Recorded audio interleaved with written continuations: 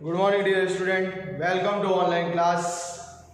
जैसा कि हम जानते हैं, हम पिछली कई दो क्लासों में प्रीवियस जो हमने ऑनलाइन क्लासें ली उसमें हम पाठ पढ़ रहे हैं। चतुर्पाठ जम्बस्व सीमा धंतास्ते गणेश का मतलब हे शावक तुम्हारा मुंह खोलो, मुझे तुम्हारे दांत गिनने हैं। तो ये कहानी हमारी बड़ी थी। जब उसको पता चला कि ये उसी के वंश का है, पुरु वंश का है, तो वो जो दुष्यंत है वो मन ही मन कह रहा है कि ये तो मेरी ओर इशारा कर रहे हैं, ये तो मेरे वंश का है। राजा आत्मगतम, राजा मन ही मन में कतकेमयमम, ये तो मेरे वंश का है ना, पूरा पुनरागतमय मनुष्यमय विषय, मुझे इसके मनुष्य के बारे में वापस कुछ जानना चाहिए। तो तापसी बोलती है, एक तपस्विनी, यदा भद्रो मुखो बणिता अप्सरा संबंधनेस्य जनत्र देव गुरु स्तवना प्रसूता। ये भद्रमुख दिखने वाली सुंदर अप्सरा से संबंध रखने वाली शकुंतला ने यहाँ महर्षि मारीच के आश्रम में इस बच्चे को जन्म दिया। राजा अपावार्य हंत दित्यमाश्रय जनानाम अतः सा तत्र भवती किमेक्था राजेश्रेय पत्नी। उस राजा का नाम आप मुझे बताइए कि ये इसके पिता कौन है, इसकी माता कौन है, कृपया करके मुझे नाम बताइए। तापसी करतस्य धर्मदार परित्यागनो नाम संकृत्य तुम चिंत्यस्ति शती।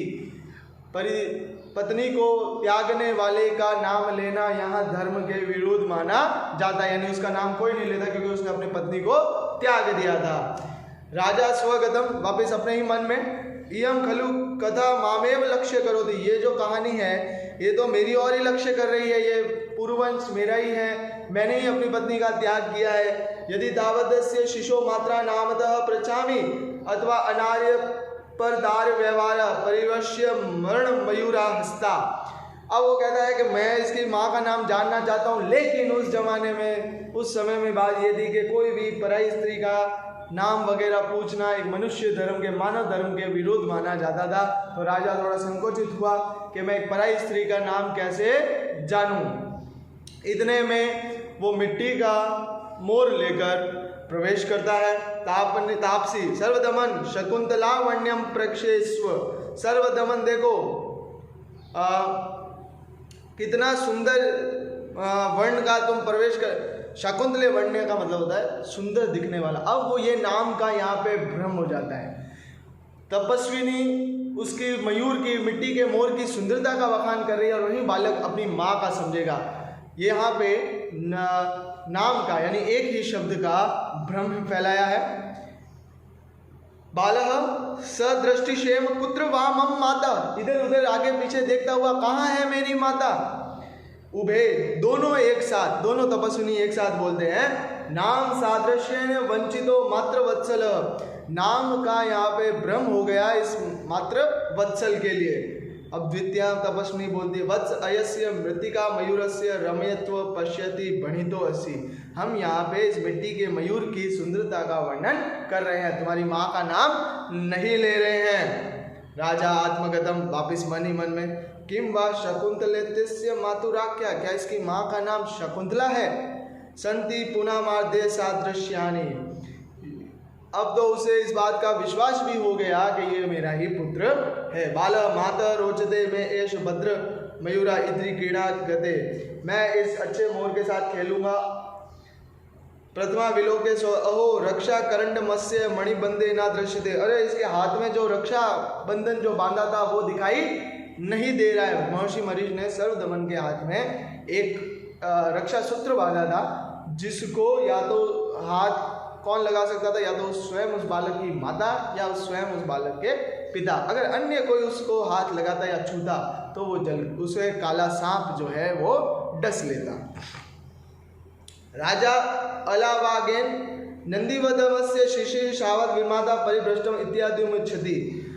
उठाते हुए कहता है कि शेर के बच्चे के साथ खेलते हुए ये जो रक्षा सूत्र है वो नीचे गिर गया था, वो उठाता है और उन्हें देने करता है। उभे, दोनों तपस्विनी एक साथ बोलती है, माँ खलवेत दवलंब्यम कथम ग्रहितानेन। अरे इसे तो तुम मत छुओ, तुम मुझे, अरे इसने तो छू लिया।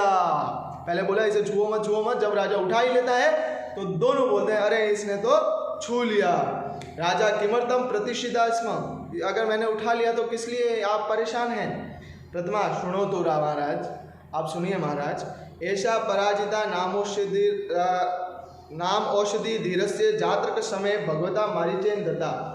ये अपराजित औषधि से रक्षा सूत्र बना था। इसके जन्म के समय भगवान मतलब महर्षि मारीच ने इसके हाथ में बांधा था।